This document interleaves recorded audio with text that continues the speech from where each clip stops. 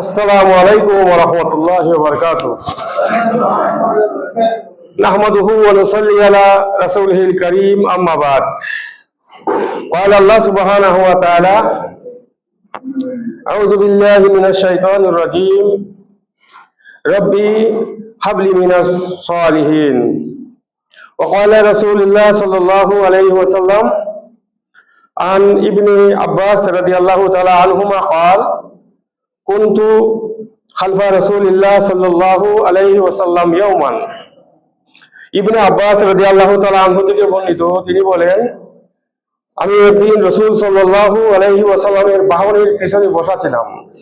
ফাকালা ইয়া গুলাম ইন্নী আল্লামুকা কালিমাতি। তিনি বললেন, হে যুবক, আমি তোমাকে এমন কিছু কথা শিক্ষা দিব। তাই তিনি বলছেন যে আমি তোমাকে এমন কিছু কালিমা শিক্ষা দিব।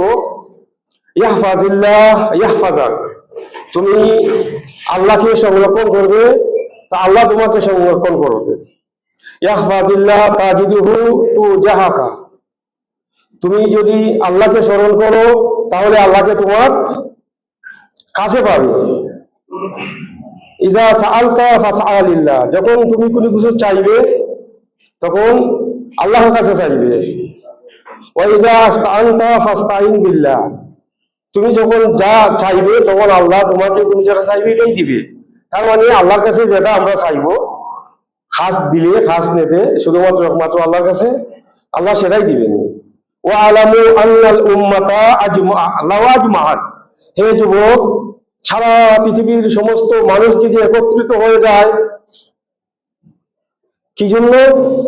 আলা আই আনফাউকা বিশাইইন, তারা শুধু তোমার উপকার করতে চায়, তোমার মঙ্গল করতে চায়, শুধু তোমার কল্যাণ করবে। তারা সবাই মিলে, জিন ইনসান সবাই মিলে তারা কি চাচ্ছে? তোমার কল্যাণ করতে। লাউ আনফাউকা ইল্লা বিশাইইন, তারা এতটুকু তোমার উপকার করতে পারবে যতটুকু আল্লাহ সুবহানাহু ওয়া তাআলা তোমার জন্য নির্ধারণ করেছেন। খাদ খাতাবাল্লাহু লাক লাউ ওয়াইজা আজমা, হে যুবক, সারা পৃথিবীর সমস্ত মানুষ যদি একত্রিত হয়ে যায়, আলা আই ইয়াদুররুকা বিশাইইন, তারা শুধু তোমার ক্ষতি করতে চায়, তোমার ক্ষতি চায়। লাউ ইয়াদুররুকা ইল্লা বিশাইইন, তারা সবাই মিলে তোমার এতটুকু ক্ষতি করতে পারবে যতটুকু আল্লাহ তোমার জন্য নির্ধারণ করেছেন। খাদ খাতাবাল্লাহু আলাইক রুফিআতুল আকলাম জাফাতুল সুহুফ, হে যুবক, এরপরে কলম তুলে নেওয়া হয়েছে, পৃষ্ঠা শুকিয়ে গেছে। তার মানে যা কিছু ভাগ্যে লেখা হয়ে গেছে, তকদিরে লেখা হয়ে গেছে, আর নতুন করে তোমার ভাগ্যে কোনো কিছু লেখা হবে না। তাই এখানে বলা হচ্ছে, আমরা এই হাদিস ছাড়া কি বুঝলাম? হাদিসটি সহিহ, হাদিসটি রয়েছে তিরমিজিতে, সহিহ হাদিস। এখানে বলা হচ্ছে, আব্দুল্লাহ বিন আব্বাসকে আল্লাহ রাসূল সাল্লাল্লাহু আলাইহি ওয়াসাল্লাম বলছেন যে তোমাকে আমি এমন কিছু কথা শিখাইতেছি, যদি তুমি আল্লাহকে সংরক্ষণ করো, অর্থাৎ তুমি যদি আল্লাহর বিধিবিধান, আল্লাহর নিয়ম কানুন মেনে চলো, তাহলে আল্লাহ তোমাকে হেফাজত করবে। তুমি যদি এটা করো তাহলে আল্লাহ তোমাকে হেফাজত করবে। তার মানে তোমার যে কোনো বিষয় আল্লাহ রাব্বুল আলামিন তোমাকে সাহায্য করবে। আর তুমি যদি কোনো কিছু চাইতে হয়, তুমি আল্লাহর কাছে চাইবে। আমরা কি করি? আমরা মনে করি না, কোনো উসিলা ছাড়া আল্লাহর কাছে চাইলে আমরা কি সাধারণ মানুষ আল্লাহর কাছে চাইলে কি আল্লাহ শুনবে?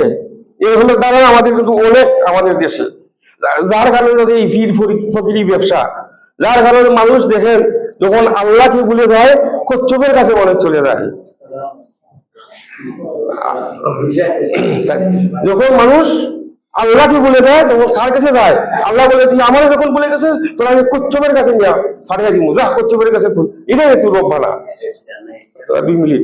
তারপরে বলছেন কি, যদি তুমি আল্লাহরে না ছিল তাহলে দেখেন আবার কোথাও মাঝের কাছে গিয়ে চাইতেছে, আবার কাছে কুম্ভীরের কাছে চাইতেছে।